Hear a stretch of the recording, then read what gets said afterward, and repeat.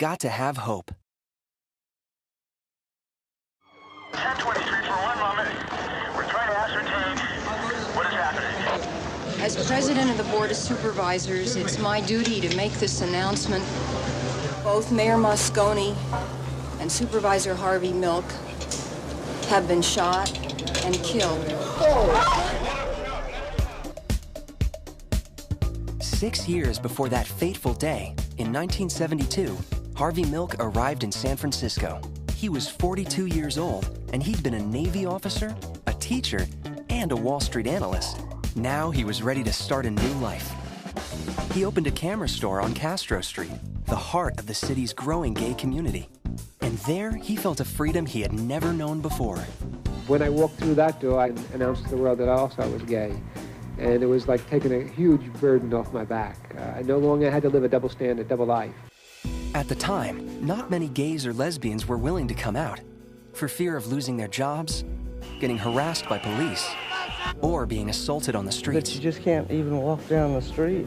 Many of the people here see it not just as an attack on the individuals that happen to be here, but as an attack on the gay community.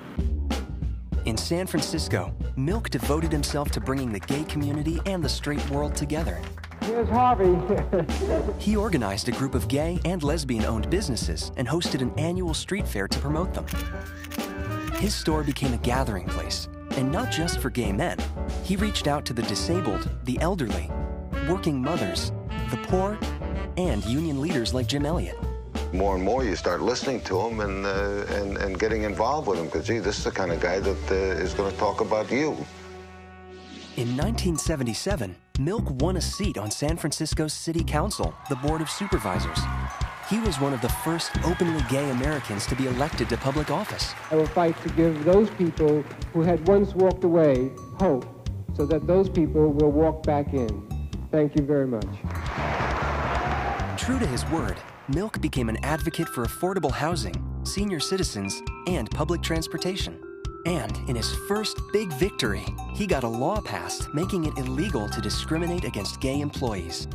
The new law made people like Dan White, the only board member who voted against it, extremely angry. And he wasn't the only one. To be a public homosexual, to entice young, impressionable children into their lifestyle. Milk received hate mail and death threats.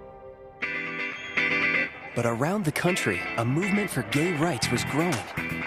And Milk was one of its inspirational leaders. That summer, 300,000 people came to town for San Francisco's Gay Freedom Day Parade. In November, Milk won another victory.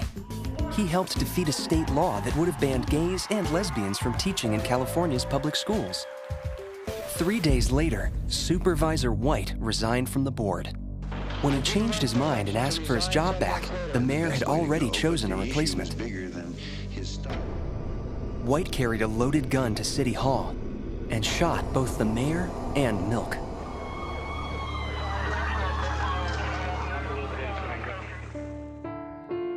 That night, thousands of people poured through the streets of San Francisco to pay tribute to their dead leaders. A year earlier, fearing his own death, Milk had recorded a tape to be played if he was assassinated. In it, he talked about a gay kid from Pennsylvania who had called to thank him after his election. I asked for a movement to continue, for a movement to grow, because last week I got that phone call.